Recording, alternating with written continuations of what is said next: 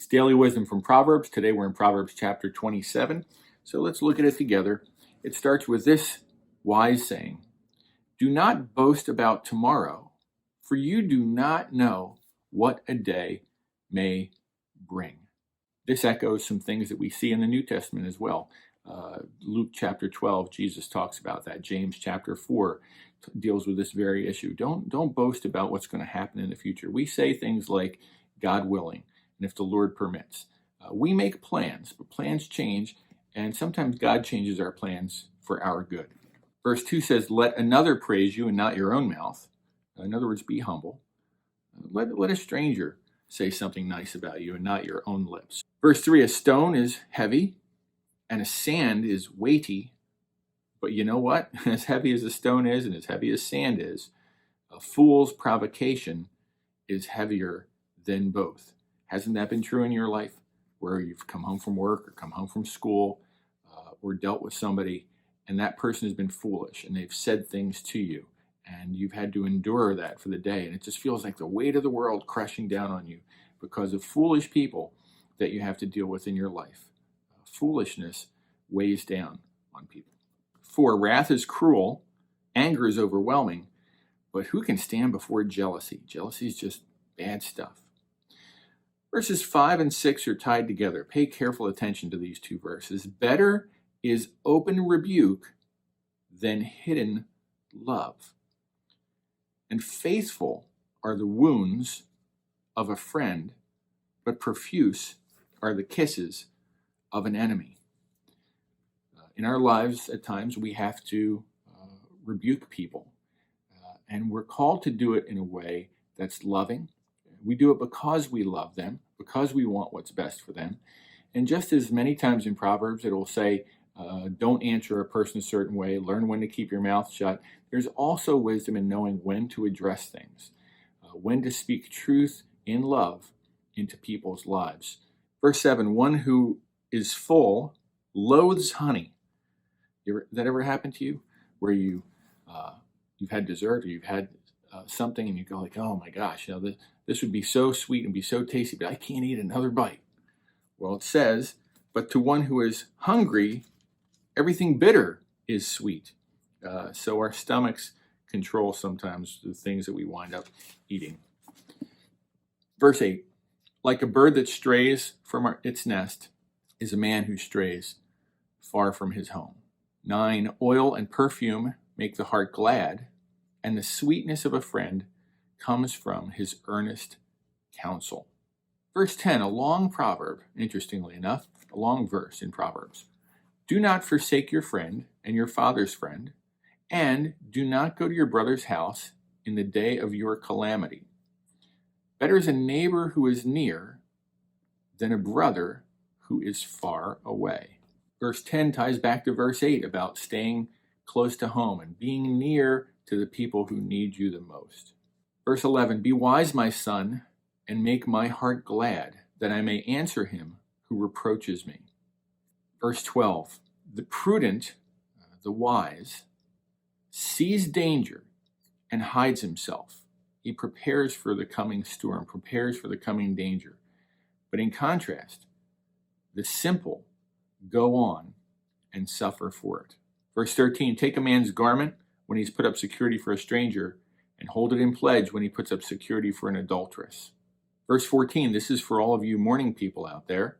Whoever blesses his neighbor with a loud voice rising early in the morning will be counted as cursing. So if you're making a lot of noise early in the morning, remember, not everybody is a morning person like you are. Boy, did I have to learn that in my life. 15, a continual dripping on a rainy day and a quarrelsome wife are alike. And to restrain her, that quarrelsome wife, is just like trying to restrain the wind and trying to grasp oil in one's right hand. 17, iron sharpens iron, and one man sharpens another. Well, there's a verse that's worth dwelling on. Just in the same way iron sharpens iron, we can sharpen one another. But in order for that to happen, just like iron sharpening iron, they have to come into contact with each other. And sometimes the sparks might fly a little bit. And sometimes there's a little bit of friction. Sometimes there's a little bit of heat.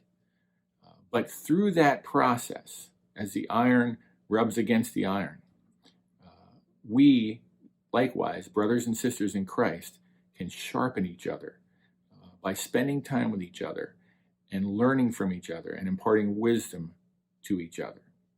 Verse 18 says, whoever tends a fig tree will eat its fruit, and he who guards his master will be honored. 19, as in water face reflects face, so the heart of man reflects the man. That's not a new concept in Proverbs. We've talked about this before. Out of the overflow of our heart, our mouth speaks. Out of the overflow of our heart, our face has its expressions. And so consequently, this verse is saying the same thing. The heart of man reflects the man.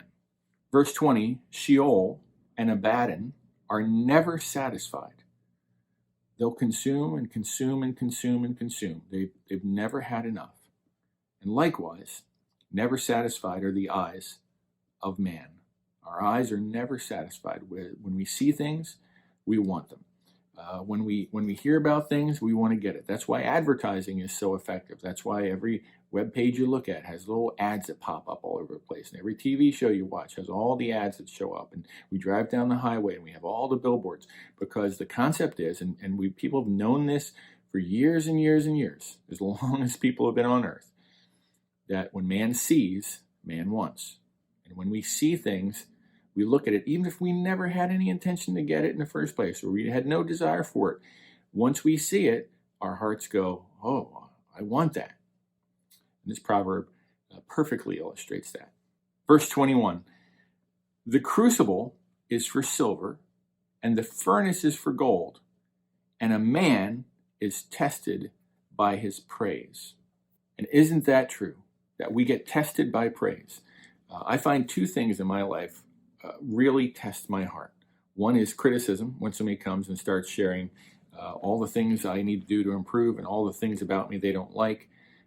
And many times there's like little nuggets of truth in there, and I can be quick to be offended. But likewise, this verse says that praise also tests our hearts, because sometimes when somebody comes in and praises us and tells us how great we are or how much they appreciate us, the opposite happens. We think more highly of ourselves than we should. And this verse says, just like a crucible is used for silver to refine it, and a furnace is used for gold to refine it, that we get refined, we get tested by the praise we receive. Verse 22 says, crush a fool in a mortar with a pestle, along with crushed grain. But even if you do that, yet his folly will not depart from him. It's a really difficult thing to separate a fool from his folly. Verse 23, know well the condition of your flocks, and give attention to your herds, for riches do not last forever. And does a crown endure to all generations? And the answer is no. A crown does not endure to all generations. Riches, possessions, wealth, they're fleeting. Useful in its day, but fleeting. And Jesus said, build your treasure in heaven and not on earth. Verse 25, when the grass is gone and the new growth appears and the vegetation on the mountains is gathered, the lambs will provide your clothing and the goats the price of a field. Verse 27, there will be enough goat's milk for your food, for the food of your household, and maintenance for your girls. And that last verse of chapter 27 ties in, I believe, to the other verses we were reading about our possessions and our wealth. That God will provide for our needs. He will make sure that we've got what we need to maintain our households, to maintain our lives, to maintain our health. And He knows what's best for us. So that's chapter 27 of Proverbs and Daily Wisdom for today. I look forward to seeing you tomorrow. God bless you.